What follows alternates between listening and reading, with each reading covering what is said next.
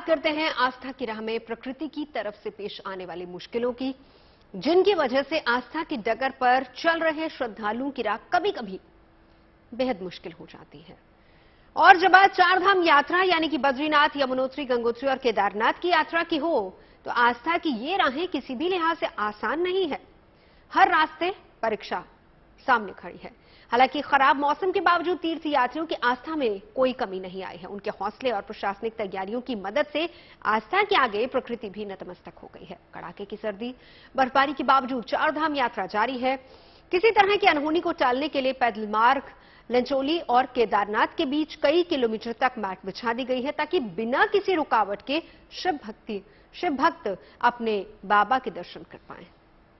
बाबा केदार तक जाने वाली आस्था की इस डगर को आसान बनाने की कोशिशें लगातार जारी हैं।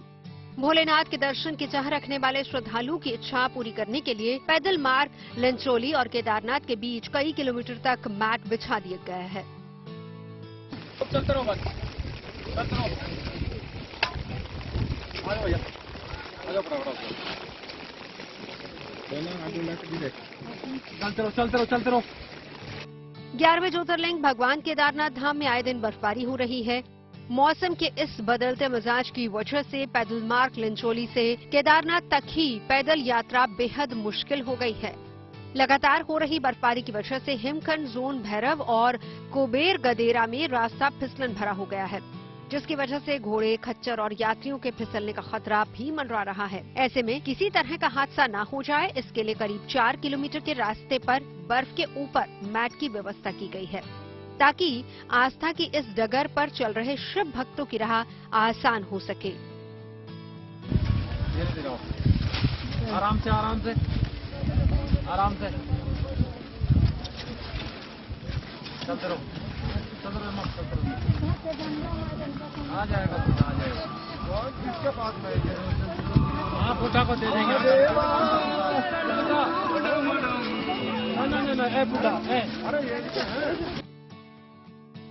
पिछले हफ्ते केदारनाथ पैदल मार्ग पर ग्लेशियर टूटकर आ गया था, जिसकी वजह से भैरव और कुबेर गदेरे के बीच का रास्ता बंद हो गया था।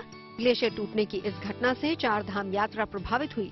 तब से युद्ध स्तर पर प्रशासन की तरफ से बर्फ को हटाने का काम किया जा रहा है।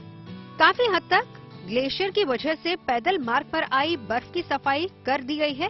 यहाँ पर आवाजाही भी शुरू हो गई है, लेकिन लगातार बर्फबारी की वजह से रास्ते पर रह रहकर फिर भी बर्फ जमा हो जा रही है, जिसकी वजह से मार्ग की सतह भी कठोर हो गई है, जिससे फिसलन कई गुना बढ़ जाती है। साथ ही रात में गिर रहे पाले से भी पैदल यात्रा को पूरी करने में श्रद्धालुओं को काफी समस्या आ रही है। और यही वजह है कि केदारनाथ तक पैदल मार्ग पर मैट बिछाने के अलावा दूसरे उपाय भी किए जा रहे हैं।